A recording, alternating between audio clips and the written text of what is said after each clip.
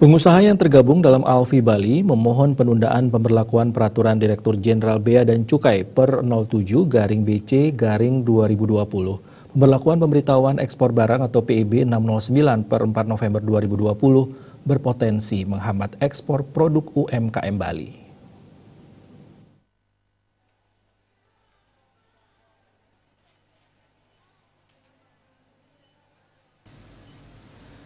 Ketua Alfi Ilva Provinsi Bali Anak Agung Bagus Bayu Joni Saputra mengungkapkan, Alfi meminta untuk Peraturan Direktur Jenderal Bea dan Cukai per 07-BC-2020 segera disempurnakan, sebab dengan pemberlakuan PEB 609, pelaku UMKM Bali yang mengirim barang lebih dari satu produknya tidak bisa dikirim, apalagi tidak mempunyai NPWP.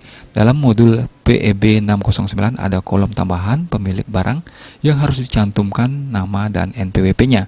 Dalam format PEB 609 ini hanya bisa mencantumkan satu nama pemilik barang, sedangkan ekspor dari Bali pemilik barang dalam satu kontainer tersebut berasal lebih dari satu supplier, bahkan bisa sampai 25 hingga 50 supplier. Bayu Joni memaparkan kalau anggota Alfi mencantumkan salah satu dari pemilik barang tersebut di PEB seperti saran dari pihak Bea dan Cukai, maka nilai PEB kontainer tersebut, misalnya dalam satu kontainer buyer membeli barang dari 10 toko yang ada di Bali, sebut saja namanya toko A sampai dengan toko J. Masing-masing di toko tersebut buyer berbelanja 20 juta rupiah, sehingga total nilai barang dari 10 supplier yang dikirim dalam kontainer tersebut adalah 200 juta rupiah. Masalah akan muncul di kemudian hari dengan perpajakan karena secara sah di mata pajak PEB sebagai acuan untuk mengenakan PPh dan PPN. Dalam kenyataan toko A hanya memiliki barang senilai 20 juta, sedangkan sisa nilai barang 180 juta akan menjadi beban pajak pemilik toko A. Jika pembuat PEB untuk setiap pemilik barang tersebut, jasa handling dokumen ekspor di pabean akan menjadi mahal dan prosesnya lebih lama. Banyak sekali toko-toko penjual barang yang ada di Bali yang barangnya biasa diekspor, khususnya toko-toko yang ada di Pasar Sukawati, Pasar Kumbasari, sepanjang Jalan Raya Tegalalang yang tidak memiliki NPWP.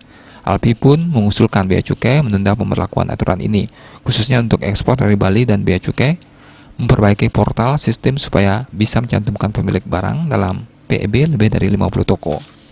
Meminta Kanwil Pajak atau instansi pajak yang terkait diminta segera turun ke lapangan memberikan sosialisasi kepada UMKM untuk segera memiliki NPWP supaya barang yang mereka jual bisa diekspor.